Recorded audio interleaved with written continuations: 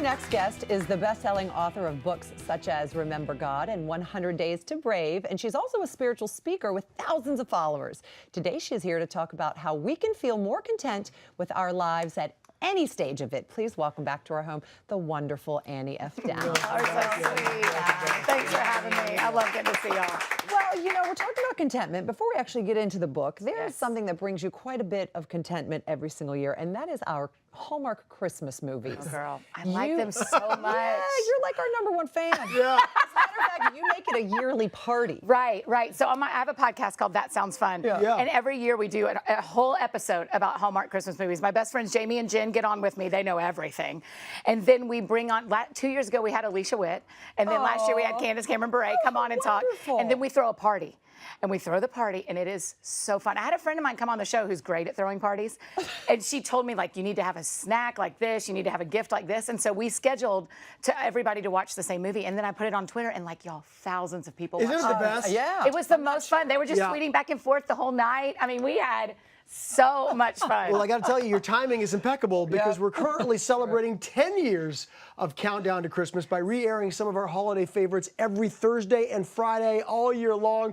This Thursday, you can watch Time for Me to Come Home for Christmas on Hallmark Movies and Mysteries. And then on Friday, you can see Finding Santa on Hallmark Channel. So check them both out. I do love Finding Santa. You love that one? Yeah, I'm already in. I'm already in. Yeah, right. That's a good one. Listen, a lot of people can find contentment in watching our Hallmark Christmas movies. Yeah, that's right. But, you know, all that aside, contentment doesn't always seem to come easy for people, even when things seem to be going our way. Why is that? Do you know, part of it is we think we aren't allowed to want more things. Like a lot of times we think, oh, I've got the career or the family or the thing that I've wanted. But the other truth is, like, we ate lunch and then we want dinner, right? Like, it's just kind of who we are. It's not, to be content in life is not to deny that you want anything. It's to learn how to love what you already have. Yeah, true. That's a really good distinction. So what is the first thing that somebody should do when they're when they want to practice contentment? Yeah. Where should we start? Well, I can only tell you from my life, Cameron, but what I've seen is it helps a lot to invite my people in, to kind of say to them, here's something I want that I don't have, here's something I'm dreaming of. It takes a little bit of courage, which we talked about before, but it takes a little bit of courage to go, hey, I want this thing that I don't have. And people go, well, I actually know somebody who does that job. So put it out there. Yeah, just put it out there to family and friends. Yeah, I think so. Yeah. And then someone goes like, I get it. Worst case scenario, they go, I get it, and I'm sad with you.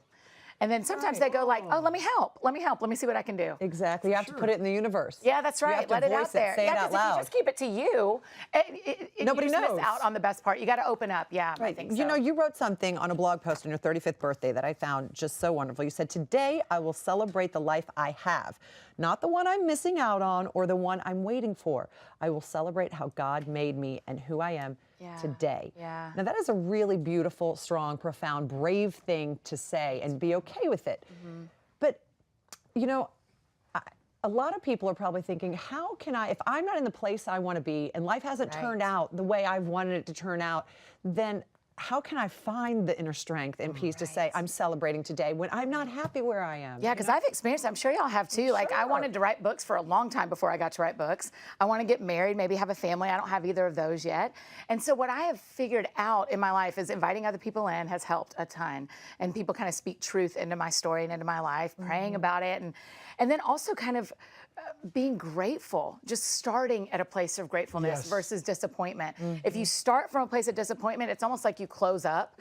If you start from a place of gratefulness, it opens you up and you go, look at what else is coming into my life. It's almost like you're making a way. Yeah, I love that. And I was just about to ask the connection between practicing gratitude and then contentment. And obviously there is a definite link there. Don't y'all think? So does one come first to the other, or they sort of, is there a little bit of gray area in between? What do you think?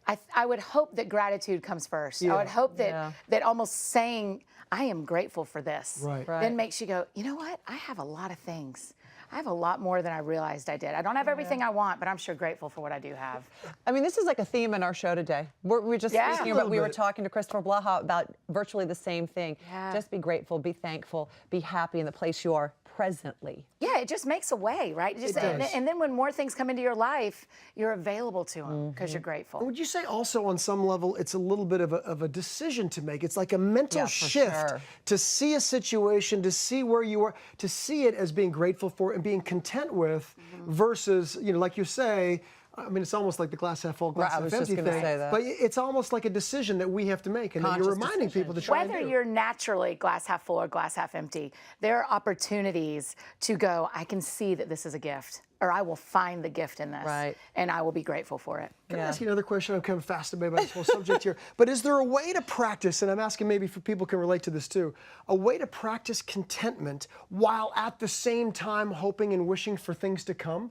Like, how is that contradictory? Can you No. be content but also be wanting Yeah, or you wishing just for preach. Come on. Yeah, that's exactly right. Because I think in one hand, it's really appropriate to say, here are the things I want I don't have. Yeah. I don't have these things. And that's where I am. There are things in my life I want that I don't have. But man, look at the friendships I do get to have. Right. Look at the opportunities I do get to have. Look Right. at the situations. So I think holding both is actually, when you work out, you got to work out both arms, right? There you go. So let's hold both. Let's hold, there are things I want that I don't have, and there are things I have that I'm so grateful Right. for. And if the other ones come, that's great. It's just right. icing on the cake. That's right. That's and right. thank you. And allow yourself to be open and accept That's them. exactly right, Because if Debbie. you shut yourself down and you don't let anyone know, how's the universe or God or anybody supposed to come That's help right. you? That's right. Nobody. Open it up. Be grateful Right. and open your life up and see what happens next. Annie, we love you. I love you guys. I know, I've got many up more to questions. you. We'll talk more. That's right. I hope so. Now we understand why you're such a huge public speaker when you have thousands and thousands upon thousands of fans. Well, I'm just You're glad to be friends with you motivational. all, We so love I'm you. Oh, we feel grateful. the same way. We're grateful for you, Annie.